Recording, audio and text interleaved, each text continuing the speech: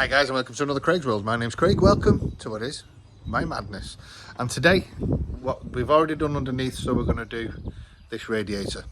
I'm going to show you the procedure and how to do this. And this is on a Suzuki Jimny. So, this is your cover plate behind it. It is only held on by that screw. We've got to take this off, undo this clip, and there's another clip underneath, and then this radiator was literally just, once we unbolt the cowling, literally just come straight out, move the cap. We're going to take the cowling out because we're going to fix it. Then when we put it back, I'll show you the procedure of putting it back, and then it's just as simple as bleeding it. It is a dead simple procedure, this, and I hope you enjoy this one. It's going to be a quick one.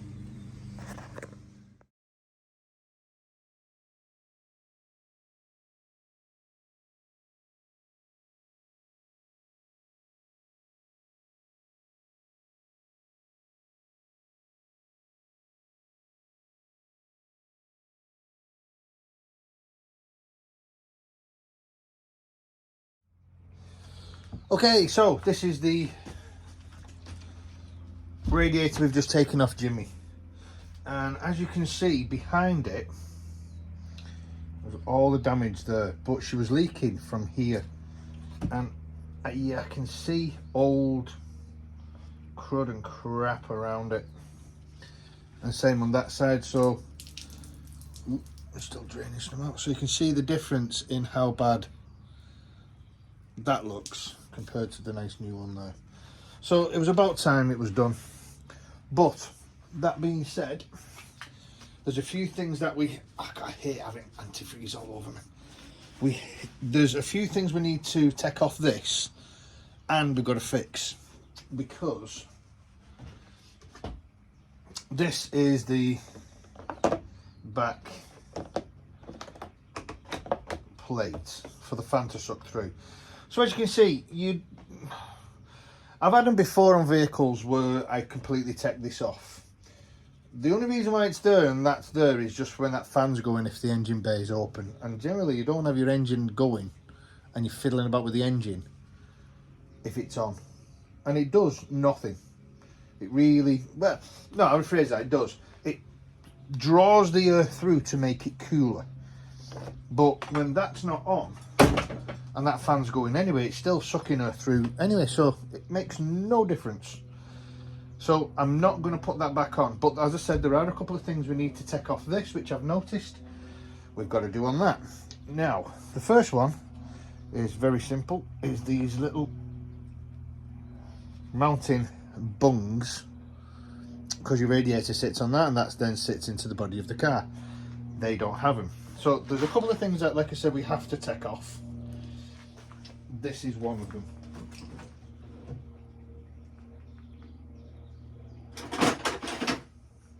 Not hard, just a little push, and a little screwdriver, and they pop off. So them are two, which will go on the bottom over there and there. In all fairness, I'll take that out now so you can see it.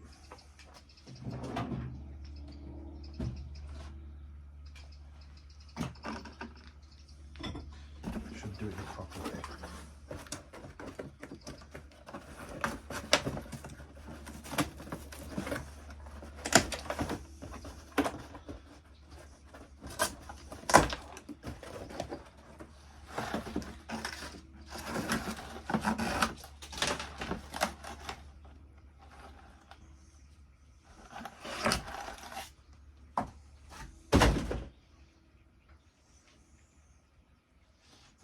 I've noticed something and I didn't really know it.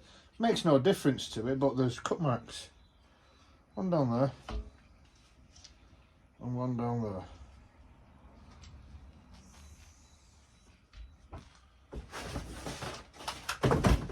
Makes no difference to it because no water goes down that section. The water goes down these middle bits. So shouldn't make a difference to it. So putting these on in reverse. It's easy if you put it down exactly the same way so you can actually see where everything lines up, and they just fit on there, but they're going to come off, so we'll put them on the vehicle when they're there. Other thing I have noticed is, if you turn this round,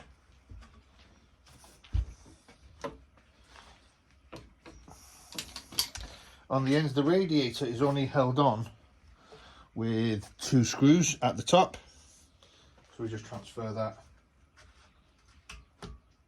There's one, and just give me a little screwdriver.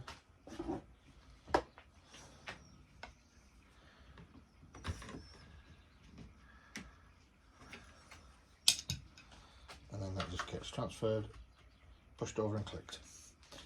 So that is it really for that old radiator. The only thing that, if you was going to put the cowling back on, which I'm not, that's my decision. I've got the stuff to plastic weld these up, so it makes it very simple. So what I will do, as you know me, I don't like to bin anything. What I will do, I will undo these, take these two little bits of plastic off, and I'll plastic weld these back on. If they won't do. Nope. That's the problem with stuff underneath the cars. They don't like to undo. Or when they do, they snap. Like that. You know, where the head snap. But because we're not keeping this, I'm not really bothered.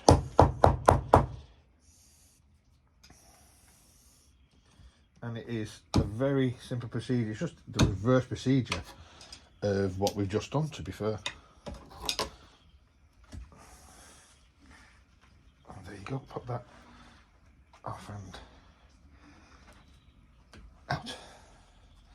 So all we do with that is, I've got the plastic tool welding kit. We just dry it all up, and then we plastic weld that back onto the, like so. So if I ever need it, and there's the other part, so, and that goes on there. So if I ever need it, I've got it. So that's going to be, I'm going to tidy this up, get it clean, but you don't generally need them on. So that can get for Mr. Bin. And hello, new radiator.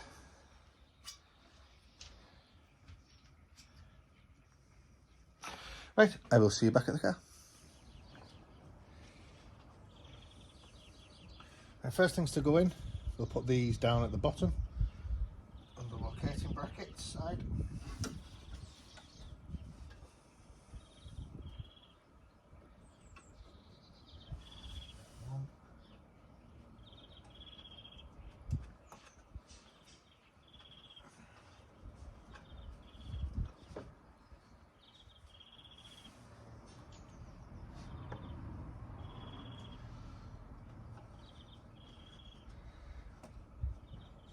There's one, there's two.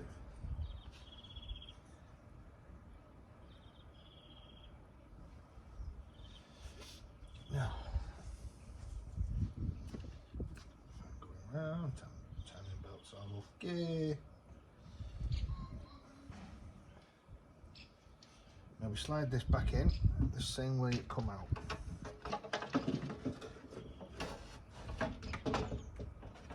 And it's just got to fit into them 2 little lugs that we've just put down there. It's just got to locate into those. So let me just go to the bottom.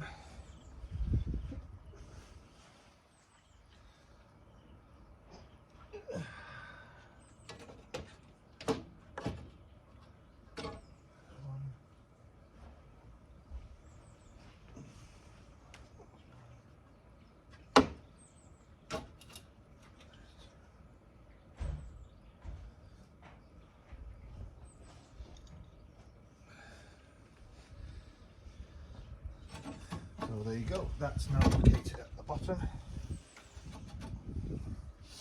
Give me a little ratchet.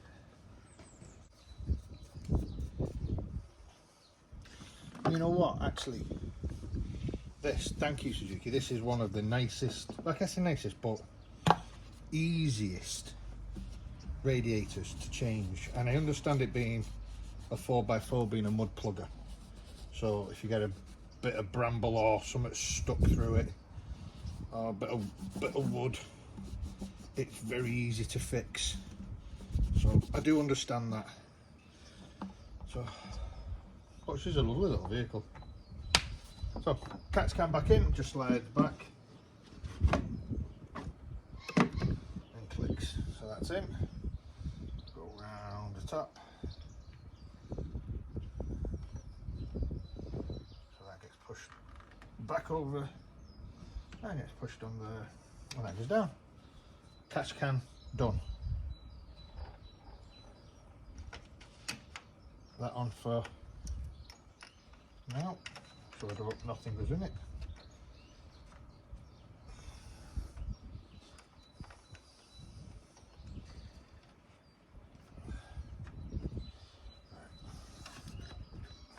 One pipe.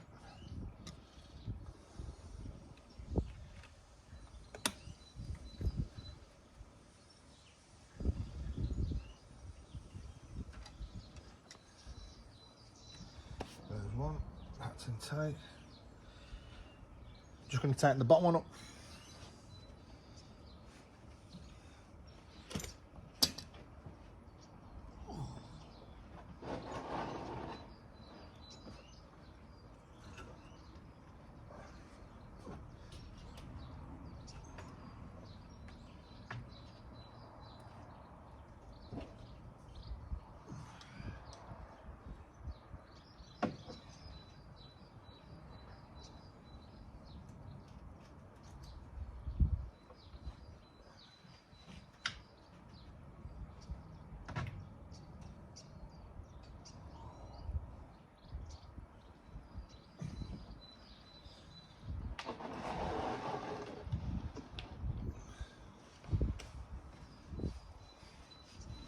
So that's it. That's how you change the radiator on a Suzuki Jimny, and that's it. But two bolts are in. That's clamped up. The bottom's clamped up. That's clamped on. That's on. All I have to do now is this self bleeds because of it being a radiator. So because it's the highest point. So what I will do, obviously, I'm not going to put it on camera, is you put new radiator fluid in it. Mix it 50-50 depending on where you live, and then just leave the cap open, give it a little run until it goes up to temperature. The thermostat will open and then the air will come up, the highest part, which is here, comes along and out there, and being self-bleeding, it will go into its catch can. That's what it's there for. So once I do this, this is it sorted. Thank you for watching again, stay safe, and I will see you on the next one.